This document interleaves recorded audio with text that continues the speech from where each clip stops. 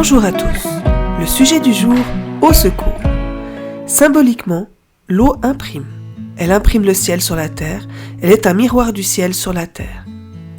Et comme tout miroir est un portail, l'eau de notre corps est un portail, un pont entre le ciel et nous, entre notre nature des étoiles et notre nature humaine. Le puits de la sagesse représente l'eau pure, cristalline, divine, non souillée, qui repose dans la profondeur de la terre au pied de l'arbre maître, l'arbre de vie.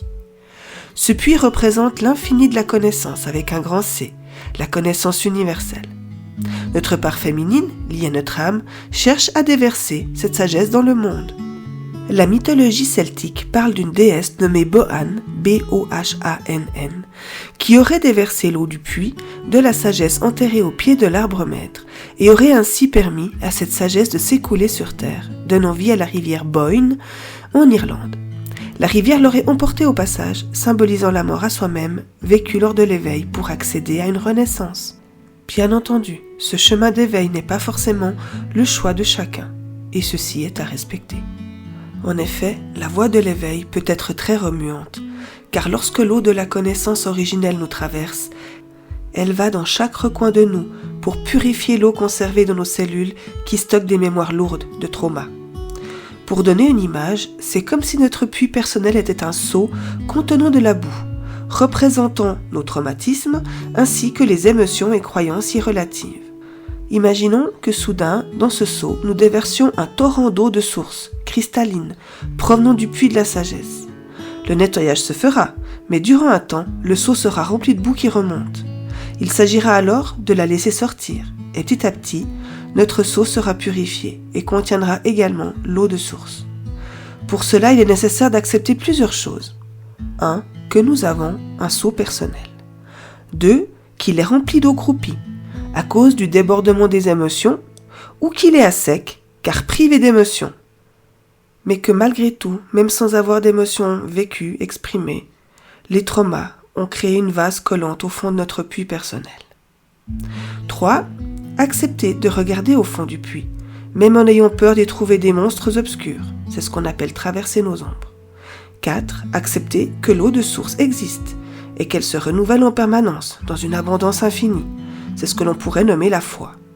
5. Vouloir désirer, choisir de purifier son puits personnel, que l'on peut définir comme accepter de prendre la responsabilité de ce que l'on vit.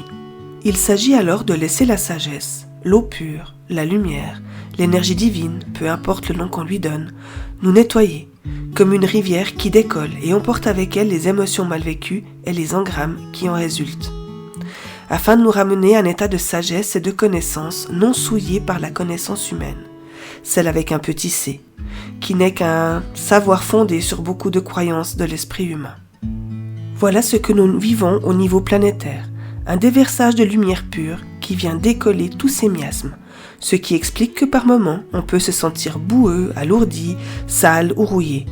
Il ne tient qu'à nous de ne pas se fermer, de ne pas se mettre en résistance à cette énergie, cette lumière, cette eau purifiante, mais plutôt la laisser œuvrer à travers nous et ne pas chercher à retenir tous ces déchets qui finiront par sortir de notre seau personnel pour les laisser retourner au courant de la vie qui se chargera de tout transformer.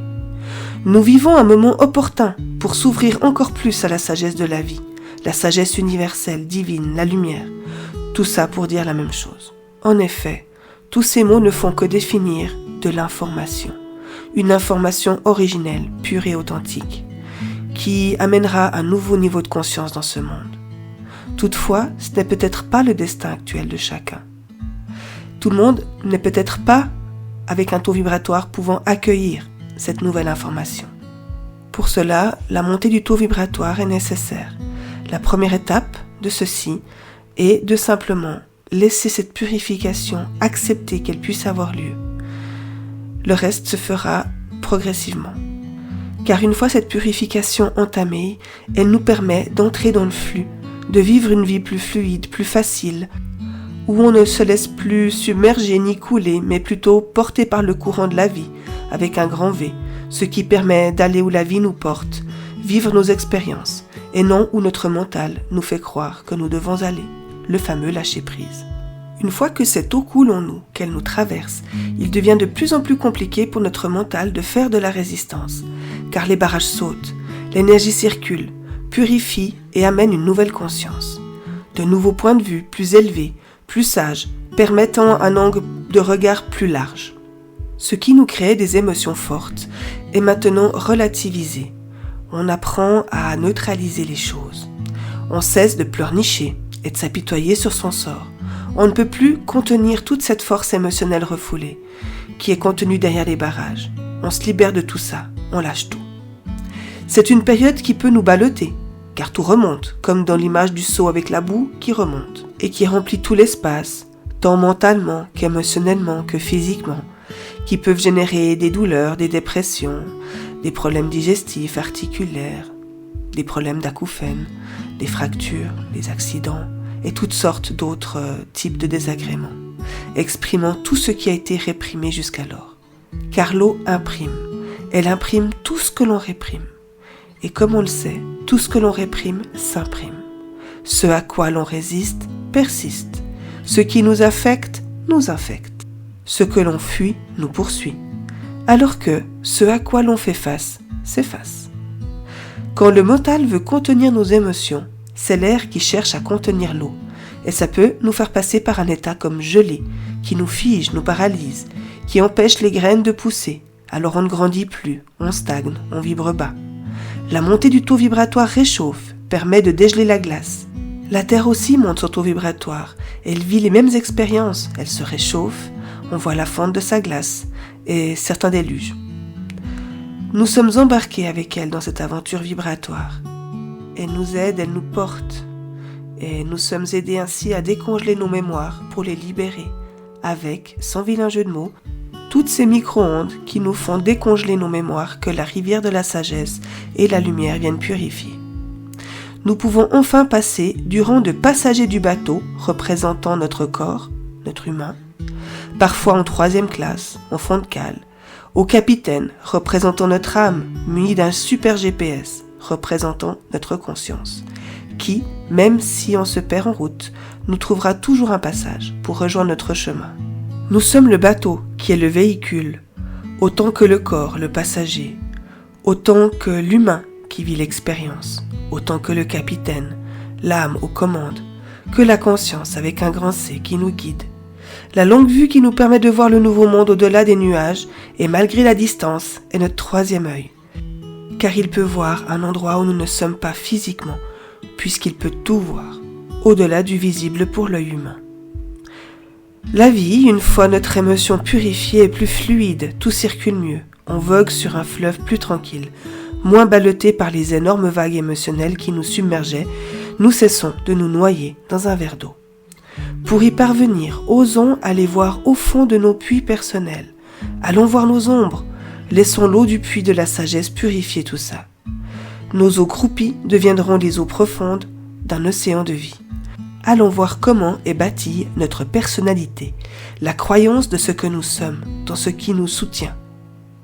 Nos eaux, écrit OS, nos structures mentales, émotionnelles et physiques, qui reposent sur nos croyances, nos limites mentales, nos faux besoins, nos habitudes. Pour cela, nous pouvons utiliser nos émotions comme des invitations à observer les miroirs que sont les autres pour nous aider à purifier nos eaux intérieures. En effet, en observant ce que l'on n'aime pas chez l'autre, nous pouvons voir, par l'effet du miroir, ce que nous n'aimons pas ou ce que nous nous cachons à nous-mêmes en nous. Également, ce que nous admirons chez les autres nous montre ce que nous ne voyons pas, mais que nous aimerions bien posséder alors que nous l'avons déjà. Tout ce travail avec nous-mêmes nous permettra de changer de bassin. Tels des poissons devenus trop gros pour leur bassin, nous nous retrouverons dans un bassin plus vaste, en débutant certes, avec tout à expérimenter, comme des nouveau-nés. Les barrages qui auront sauté seront à l'image des eaux permettant la naissance d'un bébé, et nous sortirons d'une matrice pour en découvrir sans doute une autre. L'ascension vibratoire demande un état de conscience élevé, au-dessus des émotions. C'est l'air au-dessus de l'eau, la purification de l'âme de tout ce qui l'alourdit dans le monde matériel. C'est là que l'on marche sur l'eau.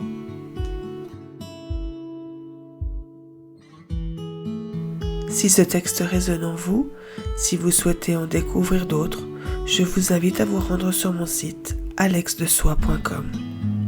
Je reste également à votre disposition pour un accompagnement ou pour une formation.